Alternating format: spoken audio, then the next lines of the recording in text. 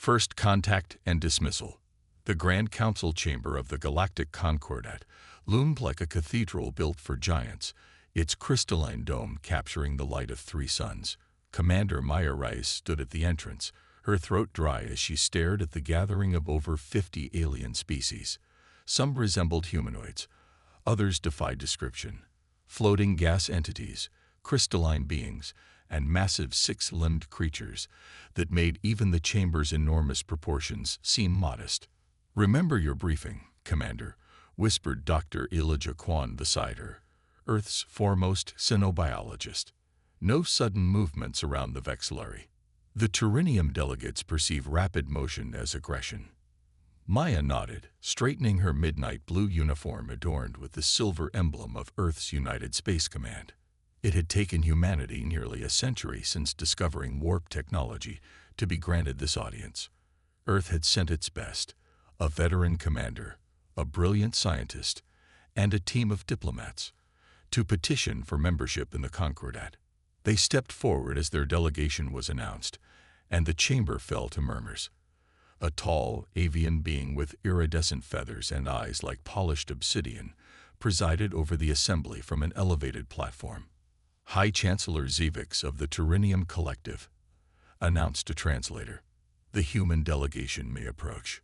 Maya maintained perfect composure as she approached the central platform, feeling the weight of countless alien eyes upon her. The human delegation had practiced this moment for months, rehearsing every gesture, memorizing diplomatic protocols for dozens of species. Chancellor Zevix's beak clicked softly before the translator conveyed his words.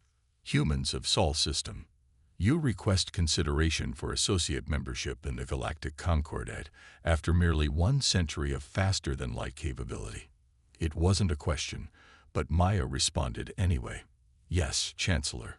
Earth and her colonies seek peaceful integration into the galactic community." A rumble of something that might have been laughter spread through the chamber. From a side platform, a bulky reptilian creature with armored plates along its spine leaned forward. "Grand Admiral Cressix of the Dracus Imperium," the translator identified. "The Admiral wishes to address the delegation." The reptilian being fixed Maya with eyes like molten copper. "Human, your species has what, 6 colonies, a dozen warships. My personal guard fleet consists of 30 vessels, each capable of reducing one of your settlements to ash. What could Earth possibly contribute to the Concordat?"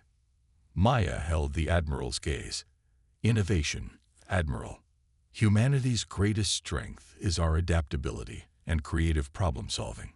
In less than 2 centuries, 2 centuries, interrupted a gelatinous entity, its translucent body pulsing with bioluminescent light. The Zora Collective has guided stellar evolution for 50 millennia. The Turinium have maintained interstellar peace for 12,000 years. What presumption!" The chamber erupted in overlapping voices as various delegations added their objections. Maya remained still, though she felt Dr. Kwan tense beside her. Chancellor Zevix raised a feathered limb, silencing the chamber. "Ambassador Tekleri of the Zora makes a valid observation. The Concordat admits species who have demonstrated stability, wisdom, and significant technological advancement. Humans are, how shall I say this diplomatically, underdeveloped." Maya felt her face grow hot but maintained her diplomatic composure. "Chancellor, we understand we are newcomers among ancient civilizations. We don't claim to match your achievements yet, but every species here was once where humanity stands now. We simply ask for the opportunity to prove our worth." A tall, willowy being with 6 arms and silver skin approached the central platform. "If I may, Chancellor, I am Celestial Observer Elshen of the Lumina Consciousness. Perhaps the humans deserve a demonstration of what membership in the Concordat truly means." The Chancellor's head tilted in consideration. "What do you propose, Observer?" "A challenge, not of destruction, but of capability."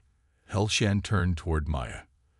"The Proxima Nebula contains a dead star system rich in rare minerals, but surrounded by quantum distortion fields. For centuries, multiple Concordat species have attempted to establish mining operations there, but the radiation and spatial anomalies have proved problematic. Maya recognized the diplomatic opening. And you propose humans attempt what others could not. Precisely. El Shen's voice remained level. If humanity can establish a functioning outpost in the Proxima Nebula within one standard rotation cycle, approximately 3 Earth months, the Concordat will reconsider your petition for associate membership.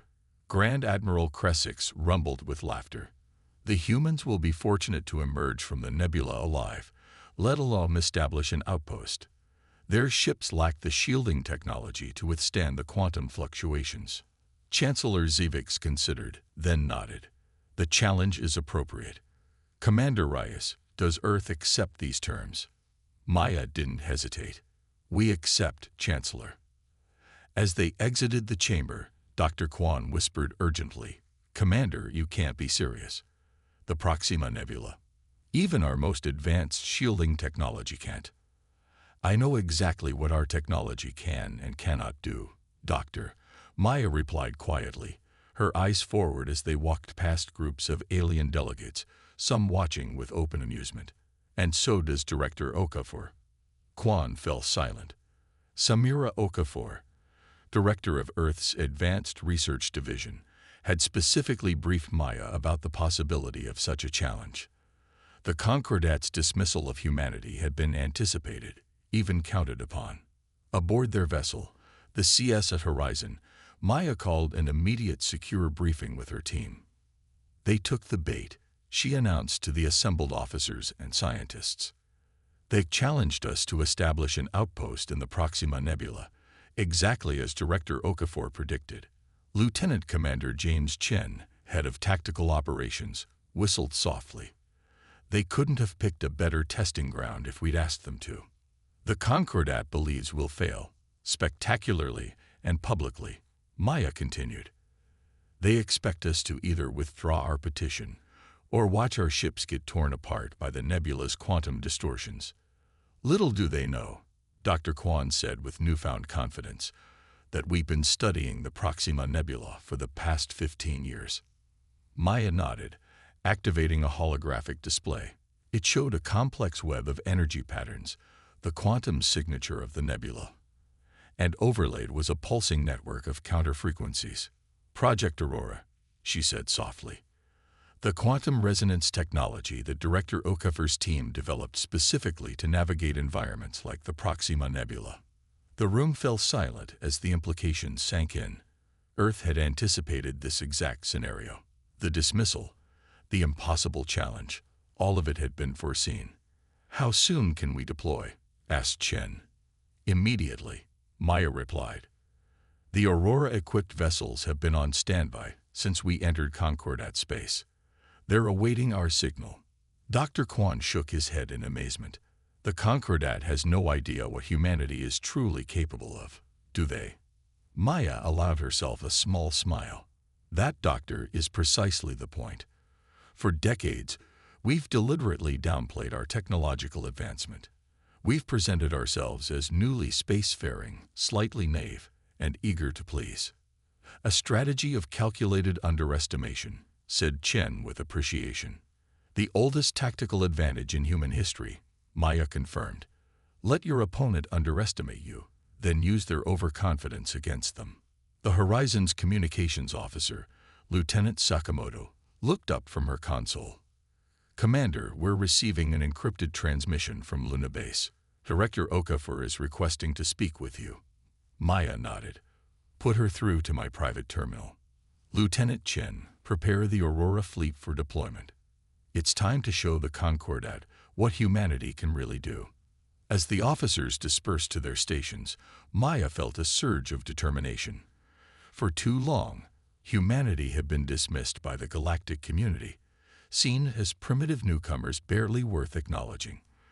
The Proxima Nebula challenge wouldn't just earn Earth a place in the Concordat. It would announce humanity's arrival on the galactic stage in a way no species could ignore. The pieces were in place. The trap, not set by the aliens, but by humanity, had been sprung. Now all that remained was execution. In her private quarters, Maya activated her secure terminal. Director Okafor's face appeared, her expression serious, but with unmistakable satisfaction in her eyes. "They took the bait," Maya reported simply. Okafor nodded. "Then Operation Revelation begins. Show them what humanity is truly capable of, Commander." "With pleasure, Director," Maya replied as the screen went dark. The challenge. The Proxima Nebula glowed like a cosmic thunderstorm. Vast clouds of ionized gas illuminated by radiation from the collapsed star at its heart. Lightning-like energy discharges, some stretching for thousands of kilometers, pulsed through the violet and crimson haze. It was beautiful, deadly, and, according to every species in the galactic concordat, impenetrable. Aboard the CSS Horizon, Commander Maya Rice watched the nebula through the observation deck's viewport, her expression unreadable. "Quite a sight," remarked Lieutenant Commander Chen, standing beside her. "And our new home for the next 3 months," Maya replied. She turned to her tactical officer. "Status of the fleet. All vessels in position, Commander. The Aurora-equipped ships are maintaining their holding pattern just outside scanner range. The Concordat observation vessel has taken up position at the designated coordinates." Maya nodded. The Concordat had sent a science vessel, the Celestial Observer Elshen's own ship, the Luminous Seeker, to witness humanity's anticipated failure. The ship maintained a safe distance from the nebula's edge, its sensors trained on the human expedition. "It's time for our performance," Maya said. "Begin Phase 1. The Horizon and its small escort of 3 support vessels, all conventional ships without the secret Aurora technology, approached the nebula's boundary. As they drew near, the ship's sensors began registering warnings. Radiation levels climbed. Quantum distortions intensified. On the bridge, Maya ensured the ship's communications remained open on the frequency the Luminous Seeker was monitoring. "Approaching nebula boundary," announced the helm officer, Lieutenant Rajesh Kapur. "Shield strength at maximum. Structural integrity holding at 92%, 89%, declining steadily." "Commander." "Acknowledged," Maya replied. "Proceed at 1/4 impulse. Let's make this look good." The Horizon shuddered as it entered the outer layers of the nebula. Warning klaxons sounded. On the engineering deck, Chief Engineer Diaz orchestrated a convincing display of controlled chaos, making sure the Concordat observers would hear every moment of the humans' apparent struggle. "Commander," Diaz called over the comm, "we can't maintain shield integrity at this level. The quantum distortions are creating microfractures in the containment field." Maya's voice remained calm. "Options, Chief. We need to modulate the shield frequency, but our systems weren't designed for this kind of environment. I can try a manual adjustment, but I can't guarantee it'll hold." The performance continued for nearly an hour, the human ship struggling valiantly against the nebula's forces, making minimal progress while appearing to tax their systems to the breaking point. Finally, Maya gave the order they knew was coming. "All vessels, withdraw to safe distance. Repeat, withdraw from nebula perimeter." As the small fleet retreated, Maya imagined the satisfaction aboard the Luminous Seeker. The humans had failed their first attempt, exactly as expected. Admiral Cressix's voice came through on an open channel, dripping with condescension. "A valiant effort, Commander Reyes. Perhaps now you understand the challenge you've accepted. The Concordat has lost many brave explorers to the Proxima Nebula over the centuries. Thank you for your concern, Admiral," Maya responded professionally. "This was merely our initial assessment. We'll analyze the data and adjust our approach." "Of course," the Admiral replied, not bothering to hide his amusement. "You have 3 months to succeed where the greatest minds of the galaxy have failed for centuries. I admire human optimism, if not your capabilities." When the transmission ended, Maya turned to her bridge crew, all of whom maintained their professional demeanor despite the Admiral's patronizing tone. "Commence Phase 2, she ordered. "Bring in the Aurora fleet." Across the void of space, 12 sleek vessels dropped out of faster-than-light travel, their hulls gleaming with a subtle iridescence that seemed to shift and flow like liquid metal. These were the true pride of Earth's space forces, vessels equipped with the revolutionary Aurora quantum resonance technology. Unlike conventional shields that attempted to block or deflect energy, Aurora tech worked by harmonizing with the quantum fluctuations, creating a perfect resonance that allowed ships to move through the distortions as if they weren't there. It was the difference between trying to hold back a tsunami and learning to surf its waves. Aurora fleet reporting ready. Commander, announced Lieutenant Sakamoto. All systems nominal. Excellent, Maya replied. Begin Operation Quantum Veil. Let's make sure our audience doesn't miss the show. The Aurora vessels moved into formation, still maintaining enough distance from the luminous seeker to prevent detailed scans of their technology. As they approached the nebula, they activated a carefully choreographed series of conventional shields and countermeasures, an elaborate disguise to hide the true nature of the Aurora tech. To observers, it would appear that the humans had simply reconfigured their standard technology in an innovative way. In reality, the conventional systems were merely for show, while the Aurora resonance fields did the actual work. The fleet entered the nebula, and this time there were no warning klaxons, no failing systems. The ships glided through the quantum storms like fish through water, their passage smooth and controlled. "Sir," reported Lieutenant Sakamoto, "the luminous seeker is hailing us. Urgently." Maya allowed herself a small smile. On screen, Elshan's silvery face appeared, his normally impassive features showing clear surprise. "Commander Reyes, our sensors indicate your vessels have penetrated the nebula's outer boundary without shield degradation. How is this possible?" "As I mentioned at the council, observer," Maya replied smoothly, "human innovation is not to be underestimated. We analyzed the data from our first attempt and recalibrated our approach accordingly. It wasn't entirely a lie. Humanity had indeed spent years analyzing the Proxima Nebula, just not in the past few hours as the Concordat assumed." "This is unexpected," Elshan admitted. "No species has achieved stable passage beyond the outer layers of the nebula." "Perhaps today is a day for new achievements," Maya suggested. "If you'll excuse us, observer, we have an outpost to establish." Over the next several days, the Aurora fleet penetrated deeper into the nebula than any Concordat expedition had ever managed. They mapped the quantum currents, identified stable zones within the chaos, and located the perfect position for their outpost, a small rocky planetoid in a relatively sheltered region near the dead star. News of the humans' progress spread rapidly through the Concordat. What had begun as an opportunity to witness human failure had transformed into an unprecedented scientific breakthrough. Several Concordat vessels cautiously approached the nebula's boundary to observe, maintaining a safe distance while their sensors recorded every move of the human fleet. Within 2 weeks, the framework for the outpost was taking shape. Prefabricated modules were assembled on the planetoid's surface, connected by reinforced tunnels and protected by a dome of Aurora field generators. The human engineers worked with practiced efficiency, demonstrating that this wasn't an improvised solution, but a well-planned operation. By the end of the first month, 1/3 of their allotted time, the outpost was fully operational. Mining drones began extracting the rare minerals that had tantalized the Concordat for centuries. Refineries processed the raw materials, and the first shipment was prepared for transport. On the day the first cargo vessel emerged from the nebula, loaded with refined quantum crystals and exotic metals, the Concordat's observation fleet had grown to over 30 ships.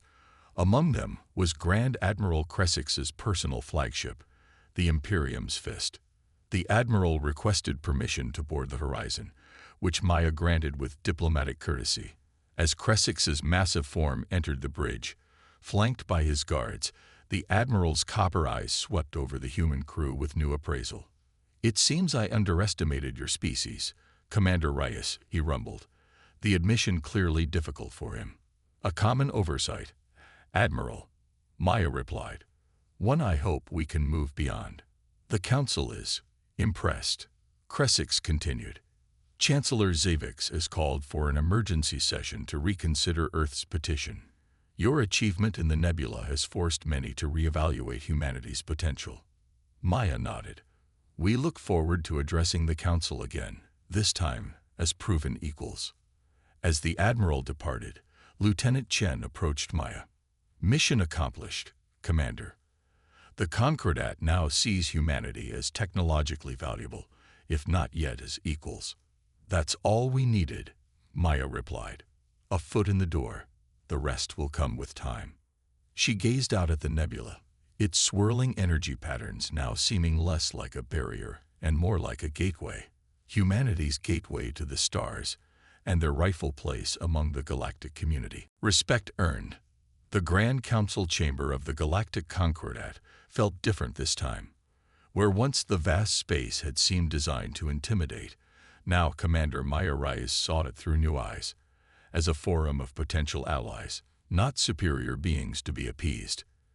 The human delegation stood taller, their posture reflecting not arrogance but earned confidence. Chancellor Zavix presided once again, but the avian leader's tone had shifted noticeably. The Council recognizes Commander Maya Reyes of Earth, architect of the Proxima Nebula expedition. Maya stepped forward. Behind her stood not just Dr. Kwan and her diplomatic team, but also Director Samira Okafor, who had arrived from Earth for this historic moment.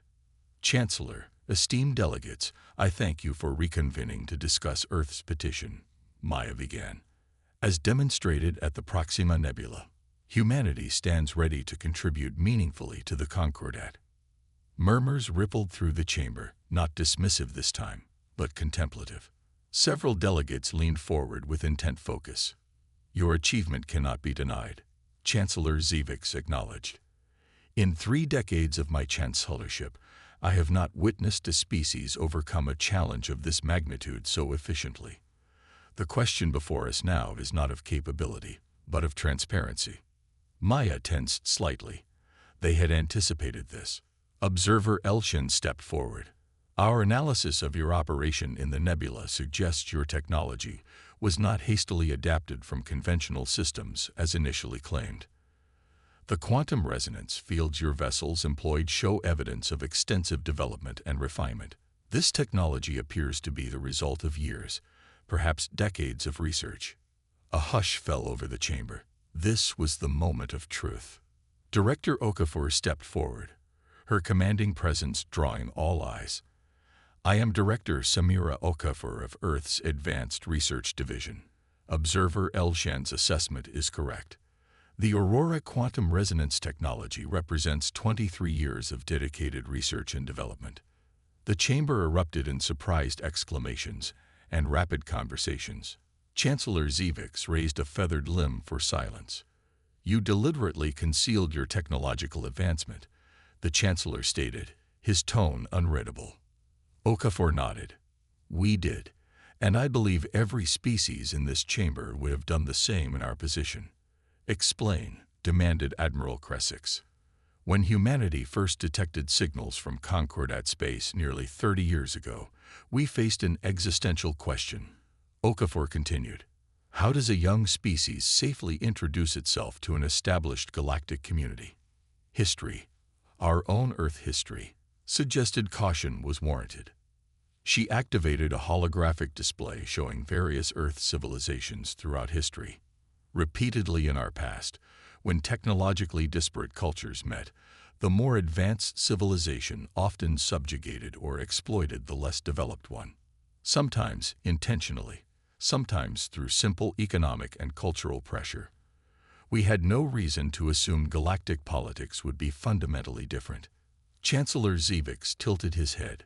So you presented yourselves as less advanced than you truly are. We presented ourselves accurately, as newcomers to interstellar travel, Okafor clarified.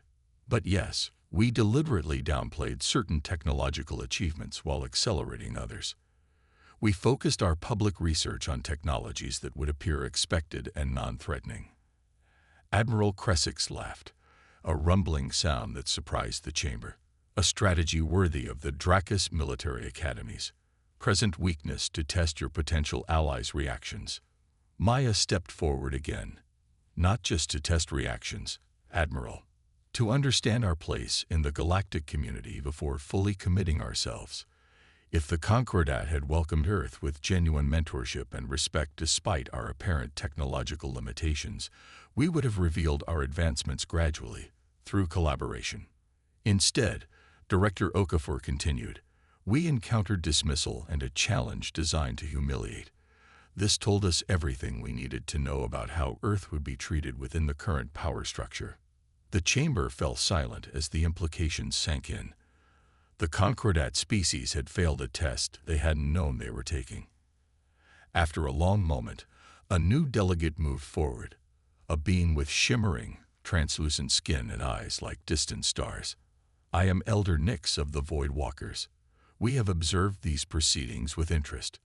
The translator conveyed their melodic voice. Humanity's approach demonstrates wisdom rarely seen in young species.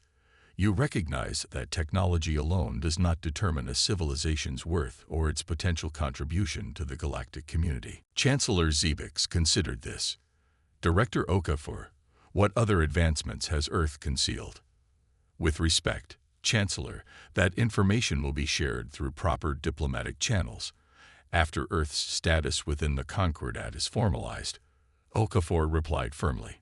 What I can tell you is that humanity has much to offer, but we will only share our innovations with those who recognize us as equals.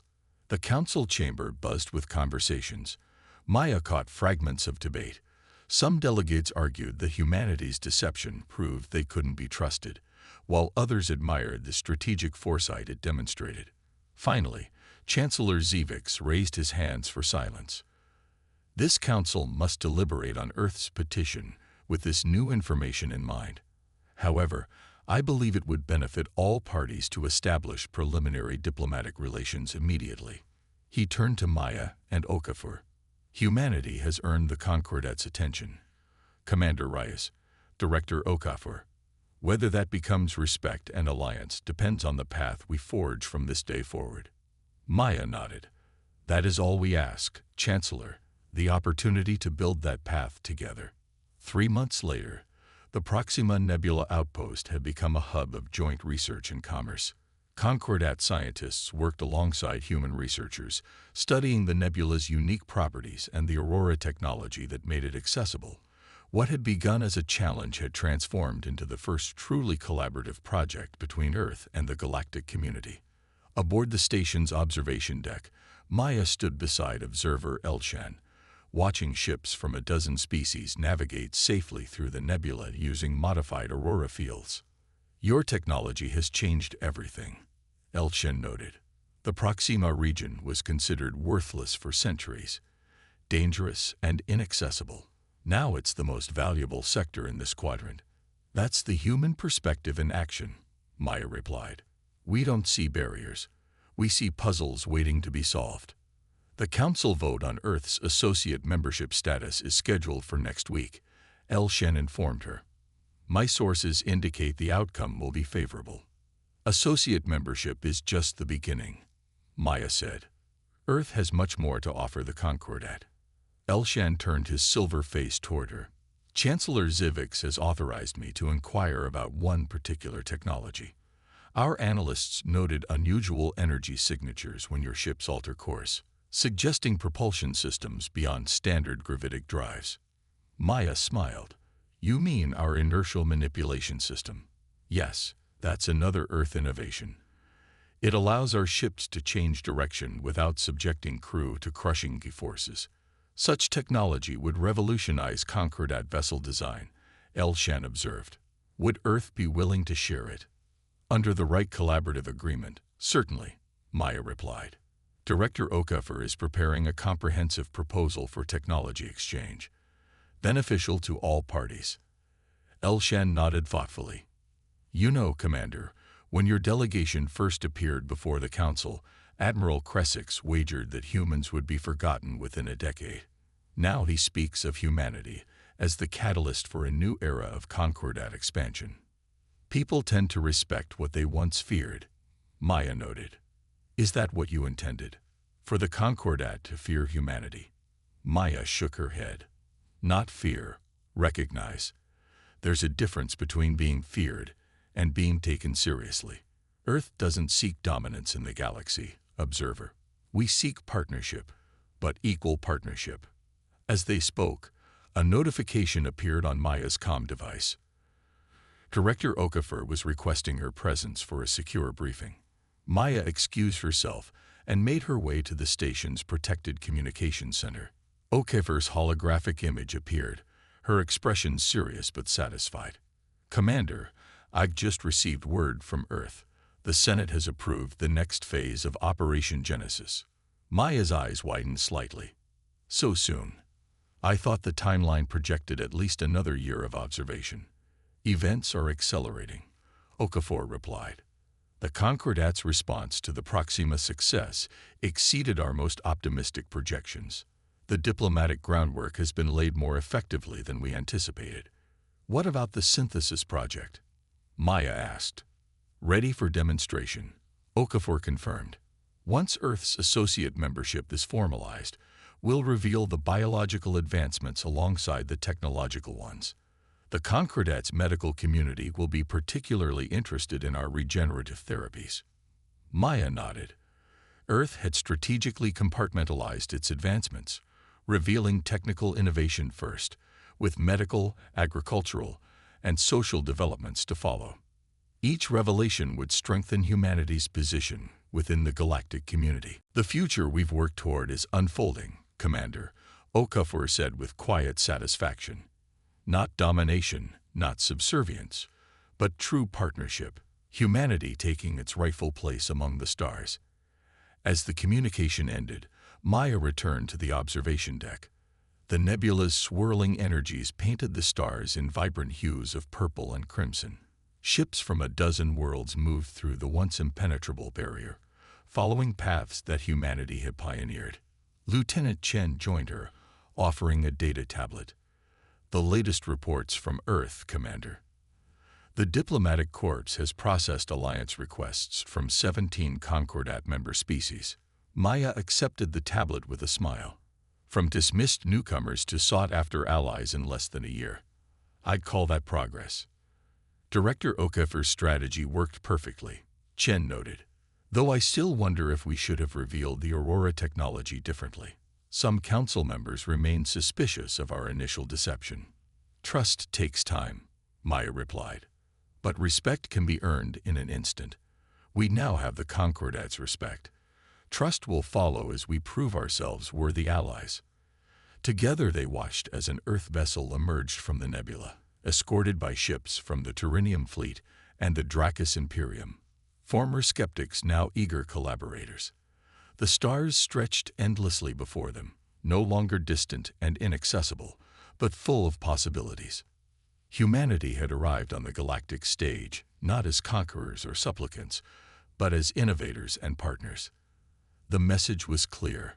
Underestimate humans at your peril, but ally with them, and new horizons await. Director Okafor's words echoed in Maya's mind as she contemplated the future. We come to the stars not to rule or to serve, but to build something greater together than any of us could achieve alone. That was humanity's true gift to the galaxy, not just their technology, but their vision of what was possible when diverse minds united in common purpose. A vision that, after centuries of stagnation, was beginning to transform the galactic Concordat itself.